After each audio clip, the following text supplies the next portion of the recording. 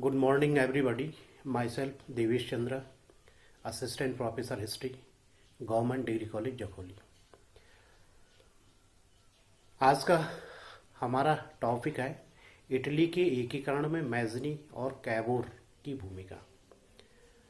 इससे पहले हम लोगों ने नेपोलियन थर्ड, जिनको पहले लुई नेपोलियन के नाम से जाना जाता था, इसके पश्चात मैंने जिक्र किया था कि यूरोप में इस समय दो बड़ी घटनाएं घटित होने जा रही थी, जिसमें पहला था इटली का एकीकरण और उसके साथ दूसरी घटना थी जर्मनी का एकीकरण।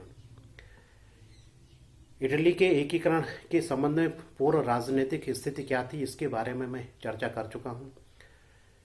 इसके पश्चात मैंने कहा था कि यहाँ पर मैज़नी, कैबोर और गैरिबल्दी, ये तीन वो लोग हैं जिनका इटली के एकीकरण में बहुत महत्वपूर्ण योगदान है। सबसे पहले मैं बात करूंगा मैज़नी की। मैज़नी ने 1831 ईस्वी में यंग इटली, जिसको तरुण इटली भी कहा जाता है, की स्थापना की। और मैज़नी का विचार था कि खुला और जन समर्थन प्राप्त करके आंदोलनों से इटली को सफलता दिला सकता है। यंग इटली जिसकी स्थापना की गई थी, उसका नारा था ईश्वर और जनता। इसके जो भी सदस्य होते थे, प्रत्येक सदस्य को शपथ लेनी पड़ती थी कि वह गणतंत्रीय इटली के लिए अपना संपूर्ण जीवन समर्पित करता है।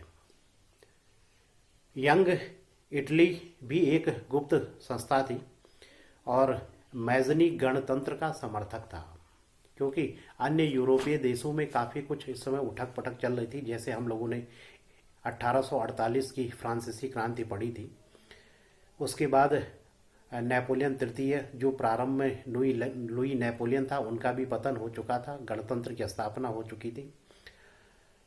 मैज़नी गणतंत्र का समर्थक था और उसको विश्वास था कि इटली अपने विचारों से स्वतंत्रता प्राप्त कर सकता है। मैज़नी का स्टेटमेंट है कि इटली के लोग विदेशी सरकारों की कूटनीति पर भरोसा नहीं करना चाहिए, बल्कि अपनी शक्ति पर उनको निर्भर रहना चाहिए। 2 करोड़ की जनसंख्या वाला यह राष्ट्र अगर अपने अधिकारों के लिए खड़ा हो सकता है, तो ऑस्ट्रिया उनके सामने को ज़्यादा देर टिक नहीं सकता था। ये वही भूभाग था। वियना कांग्रेस 1815 की व्यवस्था के अंतर्गत काफ़ी कुछ प्रभाव यहाँ पर ऑस्ट्रिया का था, और इटली के एकीकरण में सबसे मुख्य जो चुनौती थी वो ऑस्ट्रिया ही थी। मैज़नी के प्रमुख 2 उद्देश्य थे। उसमें पहली चीज़ इटली के देशभक्तों को दीर्घकालीन संघर्ष के लिए तैयार करना। दूसरी चीज़ ऑस्ट्रिया को इटली से निष्कासित करना। जब तक ऑस्ट्रिया को यहाँ से निष्कासित नहीं करेंगे, तब तक इटली का एकीकरण संभव नहीं है। मैज़नी का विश्वास था कि इटली के नवयुवकों की राष्ट्रीय एकता के असंभव कार्य को संपन्न कर सकते हैं। राष्ट्रीय एकता के असंभव कार्य को इटली के नवयुवक संभव कर सकते हैं। उनका नवयुवकों को संदेश था कि वो गांव-गांव जाकर के स्वतंत्रता की मशाल जलाएं। उन्होंने घोषणा की कि क्रांति का विचार शहीदों के रक्त से विकसित हो सकता है। उनको संयुक्त इटली का पैगंबर और इटली के विरोध की आत्मा भी कहा जाता है। 1848 की क्रांति जो फ्रांस में हुई थी, उसका इटली पर भी काफ़ी कुछ प्रभाव पड़ा। ये समाचार जैसे ही इटली पहुंचता है, फ्रांस की क्रांति का नेपोलियन तृतीय को सिंहासन त्यागना पड़ा था और गणतंत्र की वहाँ पर स्थापना हुई थी। इटली समाचार पहुँचते ही वहाँ पर भी स्वतंत्रता का युद्ध प्रारंभ हो जाता है। मैटरनिक का पतन हो चुका था ऑस्ट्रिया में, जो घोर प्रतिक्रियावादी 1815 से लेकर के 1848 तक मैटरनिक युग जो था, तो उनका ऑस्ट्रिया में भी विद्रोह हुआ था और वहाँ पर मैटरनिक का पतन हो गया था। तो इटालियन जो देशभक्त थे, उनके लिए बड़ी बात थी इस क्रांति का, 1848 की क्रांति का इटली में पहुंचना, मैटरनिक का पतन होना। इस भावना से वहाँ पर जो लोम्बार्डी की जो राजधानी थी मिलान में विद्रोह हो गया। ऑस्ट्रिया सेना उनसे युद्ध कर रही थी, लेकिन मजबूर होकर के ऑस्ट्रियन सेना को पीछे हटना पड़ा। 1848 में नेपल्स में विद्रोह हो गया। वहाँ का जो राजा था फर्डिनेंड, उनको संविधान करने के लिए विवश होना पड़ा, और धीरे धीरे करके अन्य जगह भी इसमें शामिल हो गए। परंतु बहुत ज़्यादा ये आंदोलन सक्सेस नहीं हो पाया। इसका मुख्य कारण था कि यहाँ के जो भी प्रांत थे, कई प्रांतों में बटा हुआ था, जिसका मैंने पहले जिक्र किया था, उन प्रांतों में आपस में एकता स्थापित नहीं हो पाई, और पोप का राज्य था नेपल्स, टस्कनी, ये और जो इस युद्ध में शामिल हो रहे थे, उन्होंने अपनी सेनाएं वापस बुला दी। परिणाम स्वरूप 1848 का जो प्रारंभिक क्रांति का चरण यहाँ पर हुआ था वो सफल नहीं हो सका। यद्यपि प्रारंभ में हम लोग देखते हैं ऑस्ट्रिया की सेनाओं को पराजित पीछे हटने के लिए मजबूर होना पड़ा था, लेकिन सफल नहीं हो सका। इसके पश्चात रोम की क्रांति और गणतंत्र की स्थापना। मैज़नी के नेतृत्व में इस समय इटली में आंदोलन चल रहे थे। इसके पश्चात पोप के राज्य को छोड़कर के, जिसका जिक्र नेपोलियन तृतीय के समय भी मैंने जिक्र किया था कि कैथोलिकों का समर्थन प्राप्त करने के लिए नेपोलियन ने अपनी सेनाएं पोप के राज्य में भेजी थी। वो नेपोलियन महान के समान अपनी गौरव जो गाथा प्राचीन थी उसको आगे प्रदर्शित करना चाहता था, और उसी को लेकर के रोम पोप का जो साम्राज्य था वहाँ पर विद्रोह होने के बाद पोप नेपल्स भाग गया। फर्डिनेंड वहाँ का राजा था, और रोम में गणतंत्र की स्थापना कर दी गई थी। ऑस्ट्रिया ने युद्ध की घोषणा कर दी थी, परंतु कई मोर्चों पर ऑस्ट्रिया की सेनाएं पराजित हो चुकी थी। यहाँ पर मुख्य काम जो किया था वो नेपोलियन तृतीय ने किया था। फ्रांस ने यहाँ पर सेना भेजी और पुनः पोप को उनकी सत्ता वापस दिलाई थी। ये 1815 से लेकर के 1850 तक का जो मैज़नी का कार्यकाल था, मैज़नी का योगदान था, उसमें काफ़ी कुछ आंदोलन सफलता नहीं हुई थी, लेकिन ये प्रारंभिक चरण था। तो इस चरण में हम लोग देखते कि असफलता के पीछे कई कारण थे। जैसे ऑस्ट्रिया शक्तिशाली था, वियना कांग्रेस की व्यवस्था ने उसको बहुत ज़्यादा शक्तिशाली बना दिया था। 1848 तक मैटरनिक प्रतिक्रियावादी युग चल रहा था। क्रांतिकारी जो यहाँ पर थे उनका एकमत नहीं होना था। पोप का विरोध करना, क्योंकि पोप धर्मगुरु था, और उस धर्मगुरु की सहायता के लिए फ्रांसीसी जो शासक थे नेपोलियन तृतीय, उन्होंने सेना भेज दी थी। शक्तिशाली दल यहाँ पर नहीं थे, और इटली एकीकरण में अंतर्राष्ट्रीय जो सहयोग मिलना चाहिए था वो भी नहीं मिल रहा था। इसके पश्चात दूसरा जो मुख्य योगदान करता है यहाँ पर, जिनका नाम है काबूर। काबूर का योगदान यानी मैज़नी के बाद काबूर का महत्वपूर्ण योगदान है, और ये वही चरण है जिस प्रथम चरण में इटली का एकीकरण प्रारंभ हो जाता है। प्रथम चरण 1830 से लेकर 1848 तक का जो आंदोलन चला वो मैज़नी के नेतृत्व में चला, और इसके बाद इस आंदोलन की बागडोर काबूर ने संभाल दी। उन्होंने इस आंदोलन की शुरुआत अपनी कूटनीति के द्वारा प्रारंभ की। उनको मालूम था कि बिना कूटनीति के इटली का एकीकरण संभव नहीं हो सकता है। जो इटली का सदियों पुराना स्वप्न है, उस स्वप्न को पूरा करने का इन्होंने मार्गदर्शन किया। काबूर पीटमंड और सार्डिनिया जो प्रांत वहाँ पर था उसका प्रधानमंत्री था, और इससे पहले इंग्लैंड और फ्रांस का भ्रमण कर चुका था। वहाँ इंग्लैंड की संवैधानिक व्यवस्था का काफ़ी उस पर प्रभाव पड़ा था, और उसी प्रकार की आदर्श व्यवस्था वो इटली में चाहता था, विशेष करके पीटमंड और सार्डिनिया जहाँ का वो प्रधानमंत्री था। काबूर की नीति को हम लोग देखते हैं कि मैज़नी के समान काबूर भी एक कट्टर देशभक्त था। व्यवहारिक रूप से वह यथार्थवादी था, और जानता था कि इटली की स्वतंत्रता के लिए ऑस्ट्रिया को इटली से निष्कासित करना बहुत जरूरी है। ऑस्ट्रिया इस मार्ग में सबसे बड़ा अवरोधक है। इटली के सभी दलों में एकता स्थापित करने का उन्होंने प्रयास किया था, और उसमें पोप को भी शामिल कर दिया था। उनको मालूम था कि पोप के विरोध का मतलब है यूरोपीय राष्ट्रों के समक्ष गतिरोध उत्पन्न करना। जैसे पहले हुआ था, फ्रांस के शासक नेपोलियन तृतीय ने पोप की सहायता के लिए सेना भेजी थी। कैबोर की नीति के मुख्य उद्देश्यों में हम लोग देखते हैं पीटमंड और सार्डिनिया, जहाँ के वो प्रधानमंत्री थे, उसमें इटालियन देशभक्तों के लिए एक आदर्श प्रांत के रूप में प्रस्तुत करना पहला कार्य। दूसरा, सार्डिनिया पीटमंड को आर्थिक दृष्टि से और सैनिक दृष्टि से बहुत मजबूत करना, क्योंकि उनको मालूम था कि आगे यही प्रांत एकीकरण के मार्ग की अगुवाई करेगा। युद्ध का जो नेतृत्व होगा वो पीटमंड और सार्डिनिया के राजा के हाथों में होगा और इटली से ऑस्ट्रिया को निष्कासित किया जाएगा।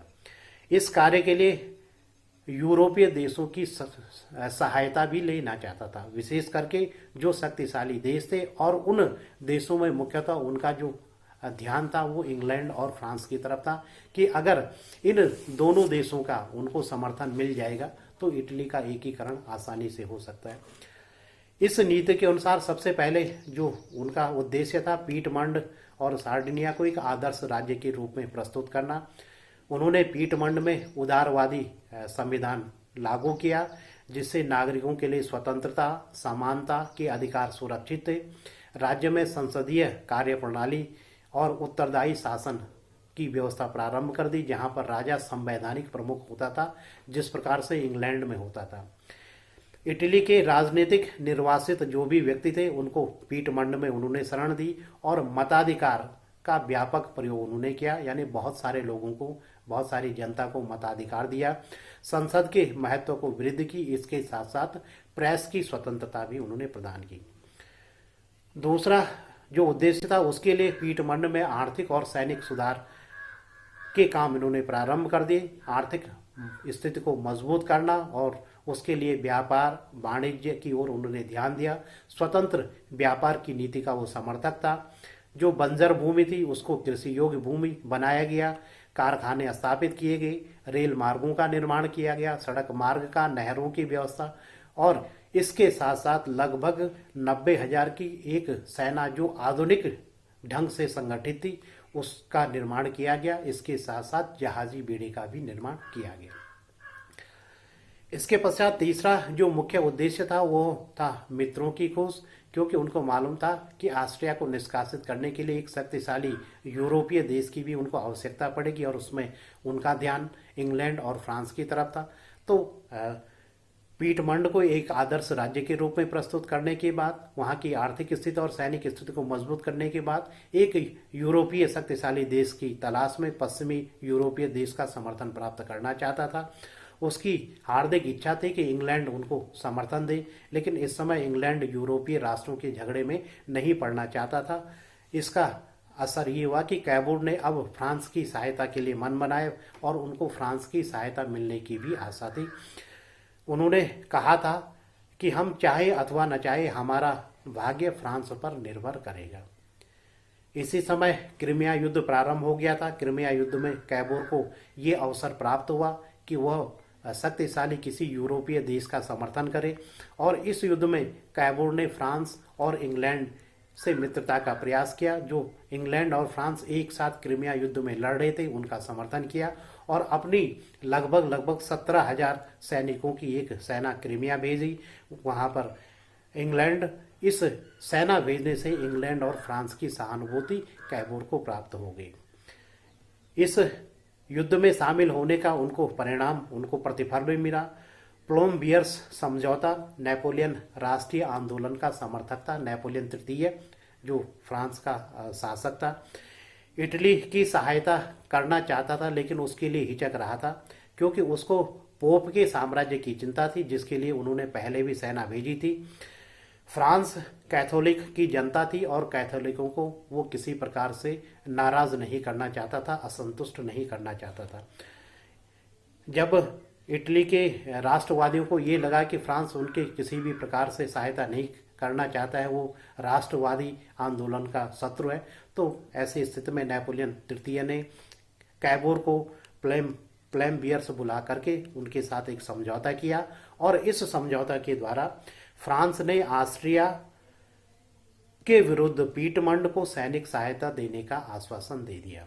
दूसरी चीज, पीटमंड को लोम्बार्डी, वेनेशिया तथा पोप की राज्य का भाग दिया जाना था। ये पोप के राज्य को दिया जाना था, लोम्बार्डी और वेनेसिया का।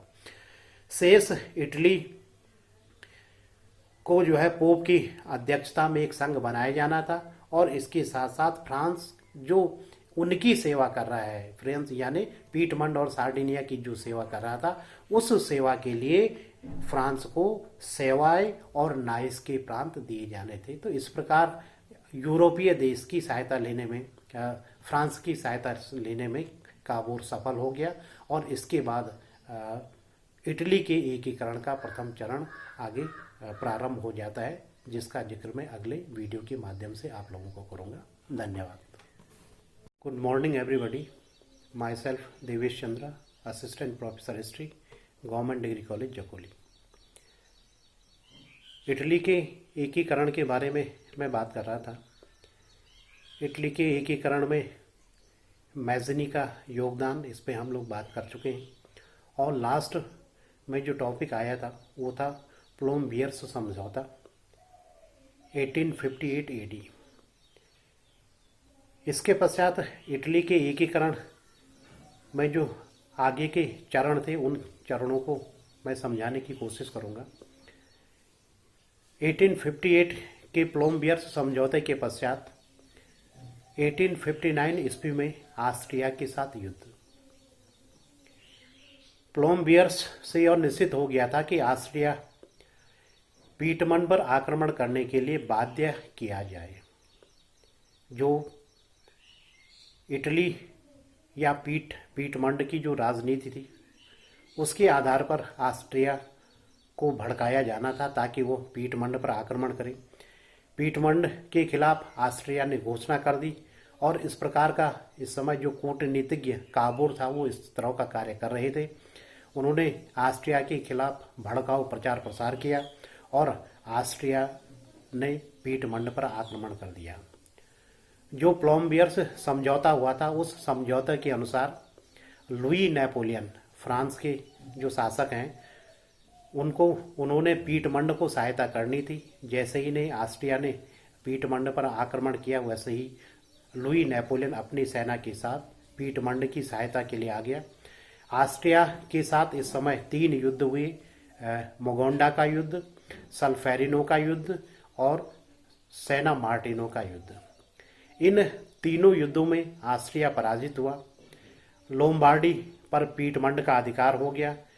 इसी समय मध्य इटली के बहुत सारे जो राज्य थे, जिसमें परमा, मैडोना, टस्कनी, वहाँ की जनता ने भी विद्रोह कर दिया। लेकिन इसी मध्य घटनाक्रम थोड़ा परिवर्तन हो गया।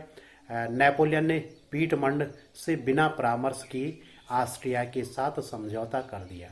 तो ये जो विद्रोह था ये यहीं पर रुक गया। क्यों लुई नेपोलियन ने ऑस्ट्रिया के साथ समझौता किया, उसके पीछे कुछ कारण माने जाते हैं, जिसमें पहली चीज कि पीटमंड एक शक्तिशाली राज्य बन रहा था, और ये शक्तिशाली राज्य फ्रांस के हित में नहीं था। दूसरी चीज, नेपोलियन जो युद्ध कर रहा था, इस युद्ध में उनको काफी धन और जनहानि हो चुकी थी। इसके साथ साथ फ्रांस कैथोलिक राष्ट्र था और कैथोलिक जनता के खिलाफ युद्ध में नहीं जाना चाहता था। ऑस्ट्रिया इस समय फ्रांस के साथ युद्ध समाप्त करने की घोषणा कर रहा था कि वो युद्ध समाप्त कर ले। तो ये 3-4 ऐसे कारण थे जिनके आधार पर नेपोलियन ने ऑस्ट्रिया के साथ समझौता कर दिया था बिना पीटमंड को विश्वास में लिए। इसके पश्चात विलाफ्रैंका की संधि है। 1 जुलाई 1860 को फ्रांस व ऑस्ट्रिया के मध्य ये संधि हुई थी, और इस संधि के अनुसार लोम्बार्डी पीटमंड को दिया गया। वेनेसिया पर ऑस्ट्रिया का अधिकार बना रहे। परमा, मैडोना, टस्कनी, जहाँ पर भी विद्रोह हुए थे, मध्य इटली के जो राज्य थे, वहाँ पर विद्रोह होने के पश्चात वहाँ के शासकों को भगा दिया गया था। तो उन्हें फिर से गद्दी पर बिठाने का निश्चय किया गया विलाफ्रैंका की संधि के अनुसार, जो फ्रांस और ऑस्ट्रिया के मध्य है। इसके साथ तीसरी इसमें शर्त ये रखी गई कि पोप की अध्यक्षता में इटली का एक शिथिल संघ बनाया जाए, क्योंकि पोप के राज्य को लेकर के फ्रांसीसी सेनाएं वहाँ पर थी उनकी रक्षा करने के लिए। ये बिना कैबोर को विश्वास में लिए या बिना पीटमंड को विश्वास में लिए लुई नेपोलियन ने ऑस्ट्रिया के साथ जो संधि कर दी थी, कैबोर इससे अत्यंत क्रोधित हुआ और उन्होंने राजा विक्टर इमैनुअल से ये सलाह दी कि वो युद्ध को जारी रखे, युद्ध बंद न करे। लेकिन विक्टर इमैनुअल ने इस मांग को अस्वीकार कर दिया। अस्वीकार करने के बाद उनको भी विला फ्रैंका की संधि को स्वीकार करना पड़ा और इस घटना से क्रोधित होकर के, नाराज होकर के कैबोर ने अपने पद से त्यागपत्र दे दिया।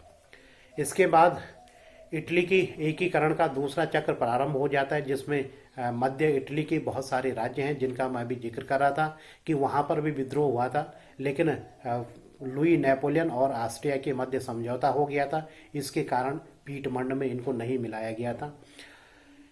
युद्ध के मध्य इटली के राज्य जिनमें परमा, मैडोना और टस्कनी में विद्रोह हुआ था और वहाँ के शासकों को भगा दिया गया था।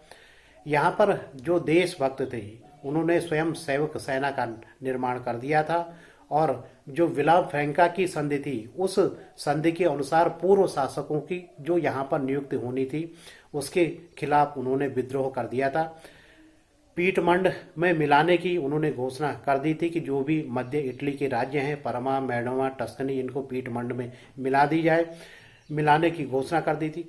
लेकिन पीटमंड इनको जो है अप्रत्यक्ष रूप से अभी अपने साम्राज्य में मिलाने का इच्छुक नहीं था। इसके पीछे कारण ये था कि रूस, प्रसा और ऑस्ट्रिया उनका विरोध कर सकते थे। अप्रत्यक्ष रूप से ये जो राष्ट्रीय आंदोलन मध्य इटली के राज्य में चल रहे थे, वहाँ पर उनको सपोर्ट कर रहा था और इस बात का समर्थन जो इंग्लैंड के प्रधानमंत्री थे पामस्टन, वो भी इस नीति के समर्थक थे। वहाँ पर जो राष्ट्रीय आंदोलन चल रहे थे उनके समर्थक थे और कैबोर का समर्थन कर रहे थे। परिणाम स्वरूप जैसे ही इंग्लैंड ने इनका समर्थन किया, कैबोर पुनः प्रधानमंत्री पद पर आसीन हो गए, उनको पुनः प्रधानमंत्री बनाया गया। इसके पश्चात ट्यूरिन की संधि मार्च 1860 में लुई नेपोलियन काबोर के मध्य फिर से समझौता हुआ, क्योंकि काबोर ऑस्ट्रिया के साथ जो समझौता हुआ था उससे नाराज था। लेकिन जो घटनाक्रम था, परिवर्तन होने पर फिर से काबोर को प्रधानमंत्री पद बनाया गया था। काबोर और पीटमंड के राष्ट्रीय जो स्वयंसेवक थे वो ये सोच रहे थे कि लुई नेपोलियन राष्ट्रीय भावना का विरोधी है, अतः विवश होकर के काबोर के साथ उनको एक समझौता करना पड़ा, जिसको ट्यूरिन की संधि के नाम से जाना जाता है। इस संधि के अनुसार मध्य इटली के जो राज्य थे उनमें जो है जनमत संग्रह कराया जाए और जनमत संग्रह के द्वारा उसका फैसला किया जाए कि उनको पीटमंड के साथ मिलाया जाए या न मिलाया जाए। इस जनमत संग्रह के साथ फ्रांस को ये फायदा होगा कि सेवाय और नाइस के जो प्रांत है वो फ्रांस को दिया जाए। जनमत गणना वहाँ पर कराई गई। मार्च 1860 में परमा, मैडोना, टस्कनी और रोमैग्ना इनमें जनमत कराया गया। जनमत कराने के पश्चात विशाल बहुमत से यहाँ की जनता ने पीटमंड के साथ मिलने की घोषणा की और पीटमंड में ये मध्य इटली के राज्य परमा, मैडोना, टस्कनी, रोमैग्ना तथा लोम्बार्डी, ये सारा भूभाग पीटमंड में मिला दिया गया, क्योंकि कैबोर की यही नीति थी कि इन राज्यों को एकीकरण किया जाए। इसके साथ साथ जो नेपोलियन थे उन्होंने इटली का जो द्वितीय चरण था, जिसमें मध्य इटली के राज्य थे, उसमें काफ़ी कुछ सहयोग किया और इटली का जो दूसरा चरण था एकीकरण का वो पूरा हो गया। एक शक्तिशाली इटली का निर्माण द्वितीय चरण तक हो चुका था। धन्यवाद बच्चों। इसके आगे का वीडियो मैं दूसरे वीडियो के माध्यम से भेजता हूँ। ट्यूरिन की संधि के पश्चात, जिसमें मध्य इटली के बहुत सारे राज्य जिनमें परमा है, मैडोना है, टस्कनी है, रोमैग्ना है और लोम्बार्डी है, ये सारा भूभाग पीटमंड में जनमत संग्रह, एक विशाल जनमत संग्रह पीटमंड में मिलने का इन लोगों ने दिया था, तो पीटमंड में मिला दिया गया था। तो अब पीटमंड एक छोटा राज्य नहीं रह गया, बल्कि एक मजबूत शक्तिशाली इटली के रूप में सामने आ चुका था। एक शक्तिशाली इटली का निर्माण हो चुका था। हम लोगों ने मैज़नी का योगदान पढ़ चुके हैं, ये कैबोर का योगदान था। और इसके बाद तीसरे जो देशभक्त हैं उनका नाम है गैरिबाल्दी। गैरिबाल्दी का भी एकीकरण में महत्वपूर्ण योगदान है। दक्षिण इटली का अभी इटली शक्तिशाली इटली में शामिल होना शेष रह गया था। दक्षिण इटली में सिसिली का राज्य, जो इटली में अभी तक शामिल नहीं हुआ था, 1860 ईस्वी में सिसिली की जनता ने विद्रोह कर दिया था। जिस प्रकार से अन्य प्रांतों में विद्रोह हो रहा था, उसी प्रकार से सिसिली दक्षिण इटली का जो भूभाग था वहां पर विद्रोह हो गया था, वहां पर विद्रोह कर दिया था।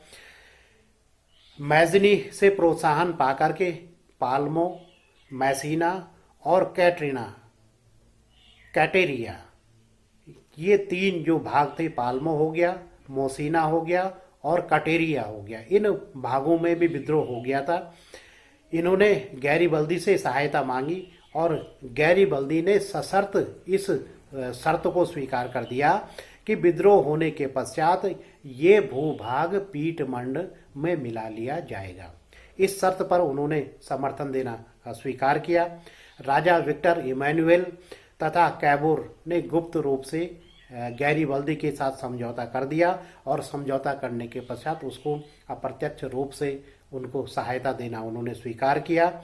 गैरिबल्दी ने स्वयं सेवकों की भर्ती की और लगभग 10,000 लाल कुर्ती स्वयं सेवक के साथ सिसिली के लिए जहाज़ों से रवाना हो गया, क्योंकि यहाँ की जनता ने इनसे सहायता मांगी थी। 11 मई 1860 ईस्वी को गैरिबल्दी अपने स्वयं सेवकों के साथ सिसिली के तट पर उतरा। पामस्टन भी गैरिबल्दी की इस अभियान का समर्थन कर रहा था, अतः गैरिबल्दी को कोई ज़्यादा दिक्कत नहीं थी। कैबूर, राजा विक्टर इमैनुअल और पामस्टन तीनों लोग उनका सहयोग कर रहे थे। नेपल्स की सेना को परास्त कर दिया गया और सिसिली पर अधिकार कर लिया गया। इसके पश्चात सिसिली पर अधिकार करने के पश्चात गैरिबल्दी ये चाहता था कि वह रोम पर भी विजय प्राप्त करे, क्योंकि इटली के एकीकरण में रोम सबसे बड़ी अड़चन थी, पोप का राज्य। ये दक्षिण इटली का जो भूभाग था वो भी पीटमंड में मिला लिया गया। इसके बाद इटली के एकीकरण का तीसरा और अंतिम चरण प्रारंभ हो जाता है, जिसमें मुख्य जो भूभाग था वह था पोप का राज्य। पोप के राज्य पर आक्रमण। नेपल्स के विजय के पश्चात गैरिबल्दी ये चाहता था कि वह पोप के राज्य पर आक्रमण करे, लेकिन काबूर इस बात से चिंतित था। उनको इस बात का आभास था कि पोप के राज्य की सहायता लुई नेपोलियन यानी फ्रांस की सेनाएं कर रही हैं और पोप के राज्य पर आक्रमण करने का मतलब है लुई नेपोलियन या फ्रांस की सेना के साथ संघर्ष करना। पोप ने भी सशस्त्र स्वयं सेवकों की एक सेना तैयार कर दी थी और पीटमंड की सेना के साथ उनका जो है मुकाबला हुआ, लेकिन पोप की सेना पराजित हो गई।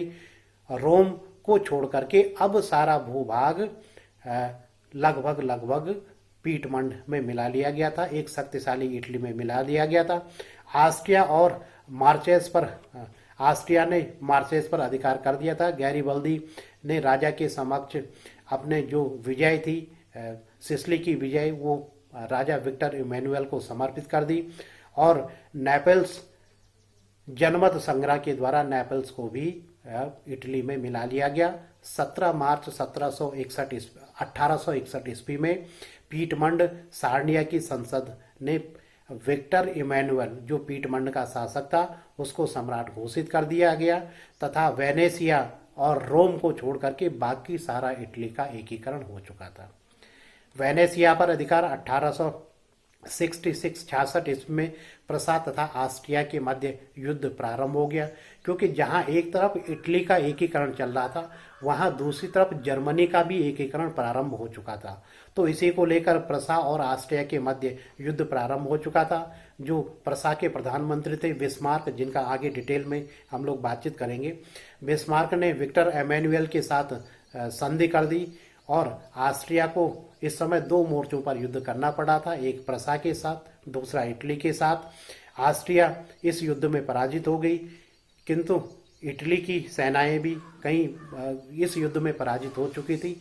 लेकिन अंतिम जो निर्णायक युद्ध था, उस निर्णायक युद्ध में ऑस्ट्रिया की सेनाएं प्रसा द्वारा पराजित कर दी गई और वेनेसिया पर इटली का अधिकार हो गया, इटली को वेनेसिया मिल गया। इसके पश्चात एक अंतिम राज्य प्रांत बच गया था, वो था रोम का प्रांत। रोम के बिना इटली का एकीकरण पूरा होना असंभव था, पूर्ण नहीं माना जा सकता है। रोम की रक्षा के लिए फ्रांसीसी सेनाएं वहां पर थी। इटली को यह अवसर 1870 ईस्वी में प्रारंभ हुआ, जब जर्मनी का एकीकरण प्रारंभ हो चुका था, लगभग पूर्ण होने की स्थिति में थे। इस समय जर्मनी और फ्रांस का युद्ध प्रारंभ हो गया। युद्ध में फ्रांसीसी सेना का प्रसा की सेना से मुकाबला हो रहा था, तो लुई नेपोलियन ने रोम से अपनी सेनाएं वापस बुला दी। जैसे ही रोम से फ्रांसीसी सेनाएं वापस बुलाई, विक्टर इमैनुअल ने तुरंत अपनी सेनाएं रोम में भेज दी और रोम पर अपना अधिकार कर दिया। वहां पर भी जनमत संग्रह कराया गया और जनमत संग्रह के द्वारा रोम को भी इटली साम्राज्य में मिला लिया गया और इस प्रकार इटली रोम साम्राज्य की राजधानी बनी। मैजनी, काबूर और गैरिबल्दी, ये जो महान देशभक्त थे, कूटनीतिज्ञ थे, इनके साथ साथ जो दूरदर्शी वहाँ के शासक थे विक्टर इमैनुअल, इनके द्वारा 1870 में इटली का एकीकरण पूरा हो चुका था। अब इटली यूरोप का एक शक्तिशाली और मजबूत राष्ट्र बन चुका था। इसके बाद आगे मैं जर्मनी के एकीकरण के बारे में आप लोगों से बात करूंगा। धन्यवाद।